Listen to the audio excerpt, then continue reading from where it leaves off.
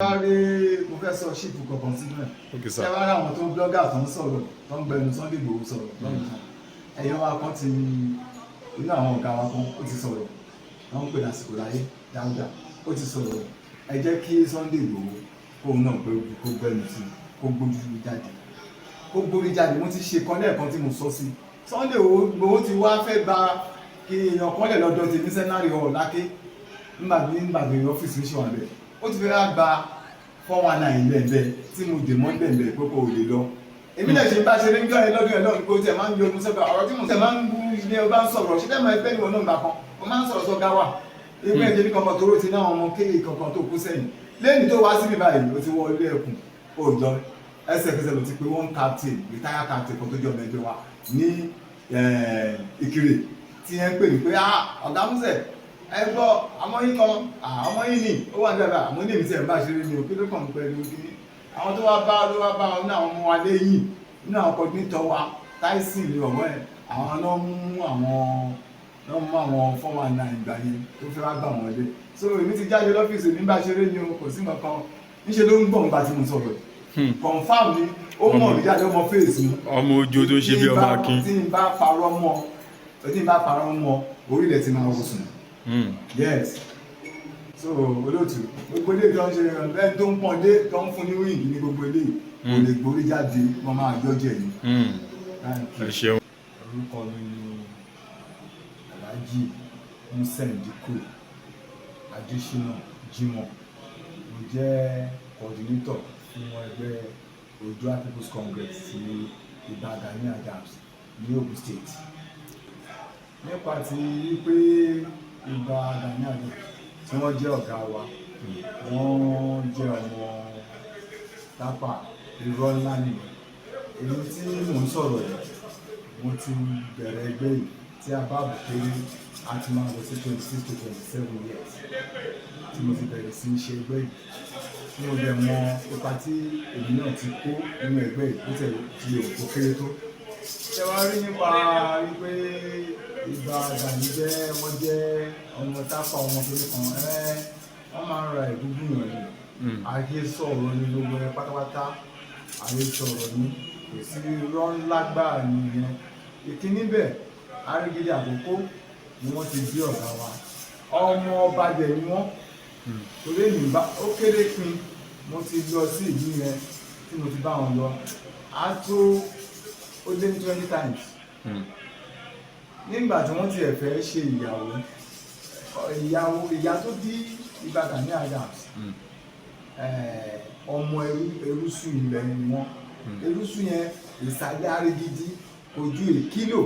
sí Arígídí lọ a máa ń fi ẹsẹ̀ rìn ní kò jìnnà rárá ibẹ̀ náà ti bí ìyá wọn mo bá wọn débẹ̀ bàbá wọn Arígídí Àkókó ibẹ̀ la máa ń dé sí tí a bá tẹ̀ wo ilé wọn ní Arígídí bí ààfin ilé wọn àti pálàsì ọba Arígídí kò jìnnà sí àwọn rárá. Inú mi wá dùn pé kábíyèsí wa ní Arígídí àwọn gan ti jáde wọ́n ti sọ̀rọ̀ ṣé kábíyèsí náà tún parọ́ ni. So gbogbo ilé tí wọ́n ń sọ ṣe kíní kan nǹkan nǹkan tó ṣẹlẹ̀ ni pé ẹni tí ó bá ní orí ẹ̀ máa ń ní kò sọgbọ́n ìlara ti pọ̀ ju ìlara ni wọ́n mọ̀ pé Ìbà Gani wọ́n mọ̀ pé bàbá yìí máa mọ oyè yẹn lò bó ṣe ń lò lílò tí bàbá yìí wá ń lo oyè yẹn ló ń bá já wọn láyà pé ẹni tó ń lo oyè báyìí wọ́n ti wá gbà pé kádàrá ni ibi tí orí bá dání sí òun lèèyàn ń gbé ibi tí ọlọ́mọ ọba ẹ̀kọ́ndé èèyàn ní ẹni tá à ń sọ yìí ẹ wo bí tó ti bẹ̀rẹ̀ tó gbàjọ ọgbọ́n àánú ẹ̀ náà ni a máa ń pèdè kan àní ṣèwọ́ kò sí ohun tí ó rí ẹni tí kà á fún la máa ń sọ àwọn ìjà tó ti ṣẹlẹ̀ ayé ṣútà sáì la fẹ́ sọ ní ayé Akálà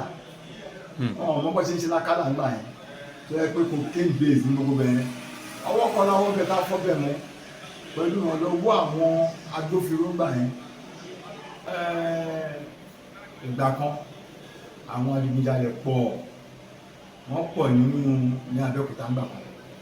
wọ́n pọ̀ tó jẹ́ pé nígbà ayé kọmíṣánná kan tá à ń pè ní Ọ̀káfọ̀ ìgbà yẹn ni bàbá wa kan kábíyèsí wa ìgbà yẹn ọba Oyèbádélé pẹ̀lú bàbá yẹn pe security meeting àwọn ọba ní bàbá yẹn ọba tó bá ní ọba nìyẹn ó pe security meeting ó pe commissioner of police ọ̀káfọ̀ ó pe àwọn ẹgbẹ́ OPC nílé àtàwọn ọmọ ẹgbẹ́ àwọn àbẹ̀ ó pe ìpàdé yẹn kábíyèsí pe ìpàdé yẹn sí Abẹ́òkúta South Local Government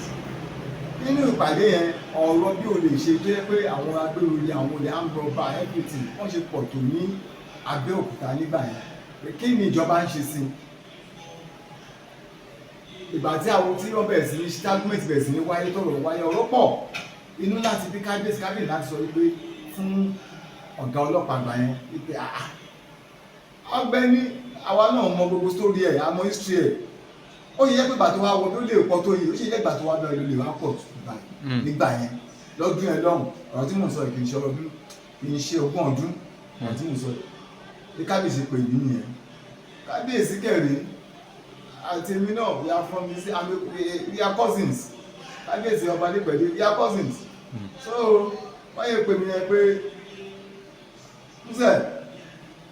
àwọn àtàwọn ọmọ yẹn ẹ bá mi fọ Abẹ́òkúta mọ́ mi ìfẹ́ gbọ́n tó ń jólè ìbéèrè kan wáyé ńjọ́ yẹn kọmíṣánná gbà yẹn kọmíṣánná bá ní tọ́ bá máa ṣiṣẹ́ òun ò dín wọn lọ́wọ́ kọ́ máa ṣiṣẹ́ o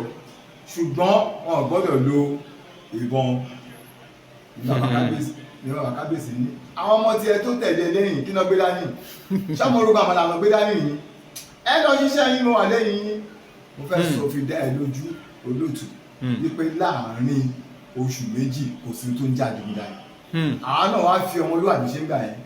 tí a bá ti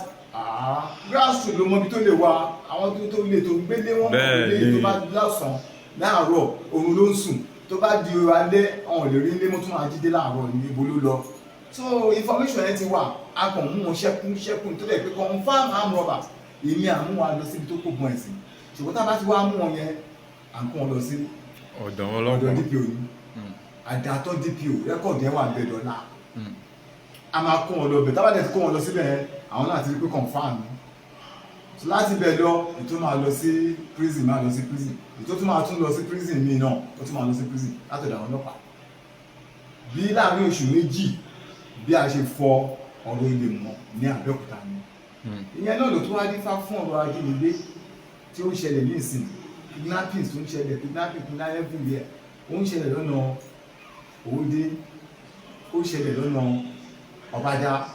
ní Abẹ́òkúta ó ń ṣẹlẹ̀ ní Mẹ̀kọ ó ń ṣẹlẹ̀ láyétòrò ó ń ṣẹlẹ̀ ní ọ̀nà Olódó ọ̀nà Ìbàdàn káàkiri ni ṣùgbọ́n àwọn irú yìí tí kábíyèsí pé ń gbà yẹn àwọn èèyàn àwọn agbófinró kíní ti pọ̀ nísìn àwọn groups ti pọ̀ nísìn tàdá tí wọ́n ló wà lóṣìṣẹ́ vigilante ti wà Àgbẹ̀kọ̀yà ti wà hunter ọdẹ ti wà OPC wà OPC gan náà bí ọ̀nà méjì ọdẹ náà bí ọ̀nà mẹ́ta the same thing Àgbẹ̀kọ̀yà gbogbo group ti pọ̀ rẹpẹtẹ ìgbà tá à ń sọ yìí àwọn aládáṣiṣẹ́ yẹn ní 20 years ago yìí èdè ìtìrò tí wọ́n pọ̀ ní ìsìn táwọn ọlọ́pàá bá fẹ́ ṣiṣẹ́ wọn tí wọ́n bá ti gbọ́ pọ́n ṣe nǹkan kan níbi kan wọ́n máa ń pe àwọn ọmọ wa lẹ́yìn ni à ń pè wọ́n ní local government àwọn kọjú tó wá local government pé DP local government yẹn lè pè wọ́n tówó dé ń ṣe tí Abẹ́òkúta náà ti ń ṣe the same thing tí Olódó Ọ̀dẹ́dá yẹn náà máa ń ṣe á pa àwọn ọmọ lẹ́yìn tó bá dàgbọ́ ń ṣe á pa àwọn lẹ́yìn pé ẹ wá gbogbo àwọn ọmọ yẹn wá pè àgbẹ̀ ọ̀gá àwọn DPO gan wọn àpà wọn fún nǹkan báyìí ẹ̀yin wo náà pé àwọn ṣe pé àwọn wọn pàgbẹ́ kọjá wọn pa àwọn ọdẹ náà pé káwọn ràn wọn lọ́wọ́ nǹkan kan báwo èmi náà yà á pé ibà Gani Adams ẹ̀sà ọ̀gá báyìí o ọ̀gá jẹ́ fèsì tó bá jẹ́ pé àwọn náà pè ní ẹ̀ mọ̀ pé àwọn èèyàn wa náà ni wọ́n ń jí gbé ẹ̀ lọ ràn wọ́n lọ́wọ́ á lè sọ fún wọn ṣùgbọ́n yẹn ní báyìí sọ pé gbogbo ilé ìtẹ̀ ń ṣe ní kélékèlé kí ló dé tẹ́ ẹ̀ ṣe wó ìtọ̀sójú kan náà kówó ẹ jẹ́ ká ṣe a ní central command ká ṣe ká lè ṣiṣẹ́ ẹ throughout south west a lè ṣe kí ni a lè mọ̀ lọ́wọ́ kan a lè sàkó nílẹ̀ Yorùbá ṣùgbọ́n ká bá ṣe ní Olódó àwọn bébè àgbéra wọn á gba omi àjò lọ tá a bá ṣe ní Ayétòrò wọn á sákò nígbà Ayétòrò wọn á gba Ìmẹ̀kọ tàbí Lára àgbàbẹ̀ lọ ohun tó ń ṣẹlẹ̀ nìyẹn tọ́ba tó di pé ọtí kó nínú igbó yẹn á padà síbẹ̀ á tún jáàmù níbi ọ̀sẹ̀. wọ́n ti gbogbo south west bá dìde lẹ́ẹ̀kan náà. lẹ́ẹ̀kan náà ohun tó ń sọ kò lè sí ààyè fún wọn láti start fún mọ́. kò lè tí ì sí group tó lè ṣiṣẹ́ yẹn bíi group Dagana dat olóòtú bó ṣe rí gangan mo ṣe sọ̀rọ̀.